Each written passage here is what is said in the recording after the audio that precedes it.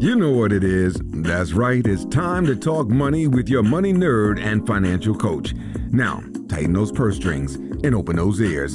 It's the Money Talk with Tiff podcast. Hey, and welcome to another Tiffany's Take, where I answer your money questions right here on the podcast. So if you would like your question answered, just go to www.moneytalkwitht.com/ask Tiffany, and I'll make sure I have that link in the show notes for you to click on as well. So check that out. So for today's episode, I was asked, what are the tax implications of investing? Oh, taxes. I know that I just heard a collective sigh, but I'll try to make this as interesting as possible because I really want to answer this question for this listener because it is something that is super important when you get into investing. So, first and foremost, let's start off with what is investing. So, in simple terms, investing is the act of allocating funds or resources with the expectation of generating an income or profit. So, this could be anything from buying stocks, bonds, real estate, starting your own business as an investment, for instance. There's so many different kinds. Now, when you look at what types of investments come under the umbrella of tax implications, which is what we're kind of talking about today, that would be more like stocks and bonds, mutual funds, real estate investments, and retirement accounts. Now, each type of investment has its own unique set of tax rules. So, for instance, the tax rate for regular income can be drastically different from the tax rate for investment income. So there's a lot of nuances here, but I'm trying to give you a broad overview of what you could be looking at. So here's where it gets interesting. Investment income can take various forms. So that can look like capital gains on your stocks, for instance, or dividends from your stocks. I know if you've been following the podcast for a little while, I started my dividend journey, or my social media, because I've talked about it there. I started my dividend portfolio, and dividends are where a stock pretty much provides extra money. So when they make a lot of money, they cover their expenses, everything they need to do. And then whatever is left over, because usually these are well-established companies that have been around for a while. So they don't technically need all of that capital. They'll push it out to their shareholders. And so those are dividends. So dividends can be investment income. Interest can be investment income. So each of these things have different tax implications. The tax rate for long-term capital gains, for instance, is significantly lower than your regular income tax rate typically, or for short-term capital gains, right?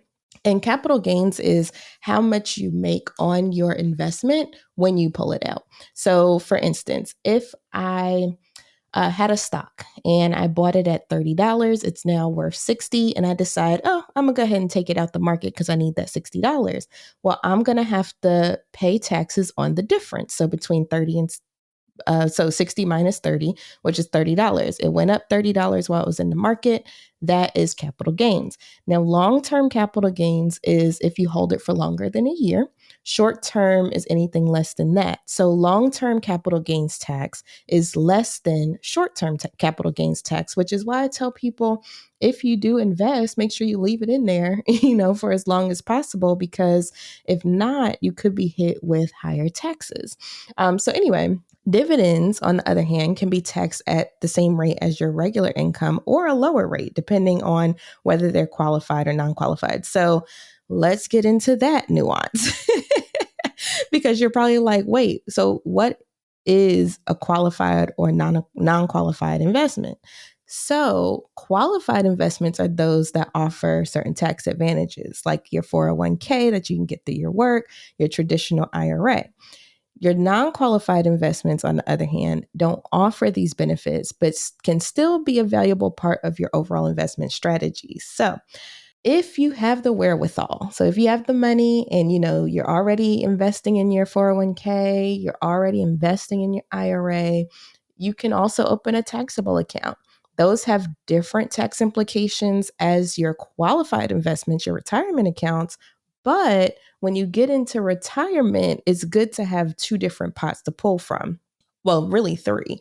You have your tax-free, you have your tax-deferred, and then you have your taxable. So you want to make sure that you have a variety by the time you retire, but don't feel pressured now. Just do what you can and make sure you are getting those match dollars if it's a 401k.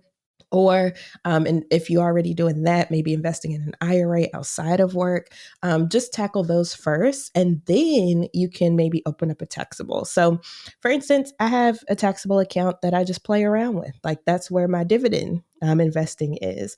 I have that in some of it in a taxable account. And I do that because I'm like, this is just money that I want to see what happens. I just want to play. Now, never, ever, ever invest money that you can't afford to lose. Okay. I know if you follow the podcast for a while, you've heard me say that before. Do not invest money that you cannot afford to lose. So if this is money that you're like, oh, this is my savings. No, no, no, no, no.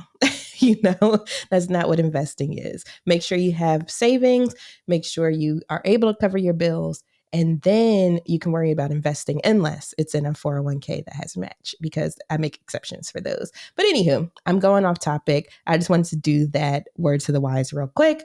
But getting back to the taxes, there's so many different nuances there. Now, let's not forget about the impact of specific market conditions that may affect your taxes. So, for instance, in recessions, sometimes the government gives relief programs for investors, such as like the deferment of tax payments or lower tax rates because of a recession. Now, that's on a case by case basis, like we saw with COVID. Anything can happen. But that's why it's so important to keep in tune with what's going on in the financial world so you know what you can and cannot do with your money or what new things are coming up. Now, how can you manage or reduce your tax obligation while still earning a substantial income from your investment portfolio?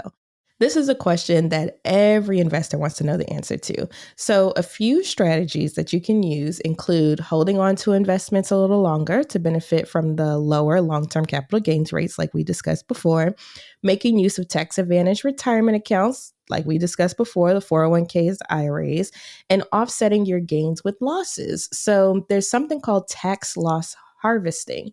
So if you make gains, for instance, in a stock and you needed to take them out, you can offset those with losses. So for instance, let's say I'm just going to do a Cliff Notes version. This is not all the intricacies, but I'm just trying to drive a point. So let's take that stock that we had before.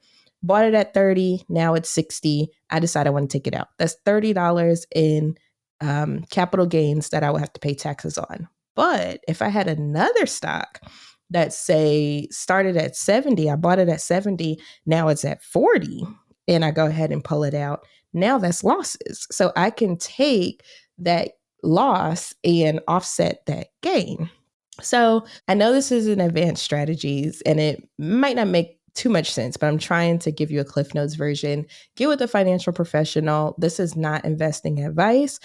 This is just for entertainment information purposes only. So take it as such. But I'm just trying to put you up on game what some people do in order to lower their taxes. So keep that in mind. Now, understanding how taxes work with all your investments is super important when you want to make informed decisions about your investments. So, like I said, always consult with a tax professional or a financial advisor to make sure that you're making the best decisions for your individual situation. There are so many nuances here that you really want to have a sit down, talk to somebody, and just see if you're on track. See if you're doing the right thing. Ask your tax professional if you get your taxes done. Is there anything that I can be doing throughout the year to lower my tax burden? These are just some things that you can do to ensure that you're not overpaying Uncle Sam when you don't have to. So anyway, hopefully that answers your question. I know I gave you all a lot to ingest. Feel free to re-listen to this episode if you need to. But if you have a question that you want answered on the Money Talk with Tiff podcast, just go to moneytalkwitht.com/ask Tiffany, and I will be more than happy to answer. So I would love to hear from you. And there's even a way for you to send me a voice memo. I would love to have some other voices on the podcast asking the questions. But it seems like everybody wants to do text. So, hey, However the spirit moves you, send me a carrier pigeon. It doesn't matter. I just want to get your questions answered. So thank you so much for joining the podcast today, and I hope you have a wonderful rest of your day. Bye. Thank you for listening, joining, and being a part of the Money Talk with Tiff podcast this week. You can check Tiff out every Thursday for a new Money Talk podcast. But if you just can't wait until next week, you can listen to previous podcast episodes at moneytalkwitht.com or follow Tiff on all social media platforms at Money Talk with T. Until next time, spend wise by spending less than you make. A word to the money wise is always sufficient.